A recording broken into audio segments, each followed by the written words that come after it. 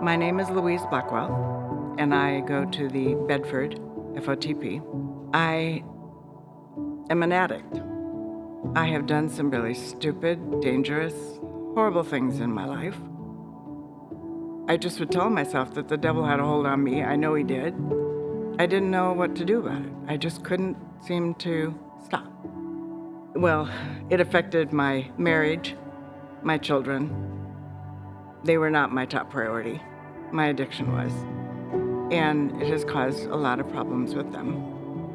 One day I was driving by FOTP Bedford, and there's this guy out there waving, and he's since become a very good friend. And something just said, you should go there. And I walked in, and everybody was so friendly and welcoming.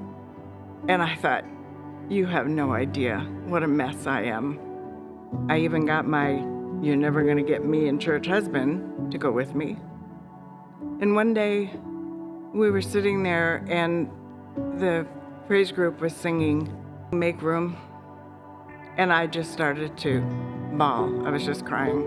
And I heard this voice say, "It's okay. You are worthy." And I just sat there like stunned for the rest of the service. We kept going, and the messages kept speaking to me, and I was just surprised at how much it seemed to fill that hole that was in me for all these years. And again, I heard the little voice say, "You are forgiven." And I almost hit the floor because I was like, are you sure you're talking to me? It changed my life. And I know Jesus was the one that saved me. I was reborn. I was rebaptized. But FOTP had such a big impact in my life. I no longer have the addiction. It's like everything, this weight was lifted off of me, and I felt whole for the first time since I was 15. Addiction is addiction, and you're not going to get rid of it until you let it go.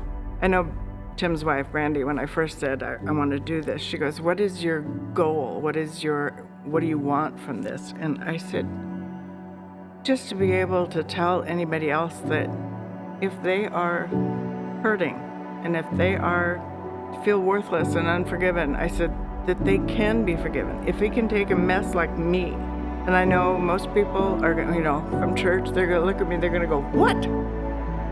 Because I always seem to get it all together. I've got it all together, and I go, no, you have no idea. But he takes messy people and fixes them.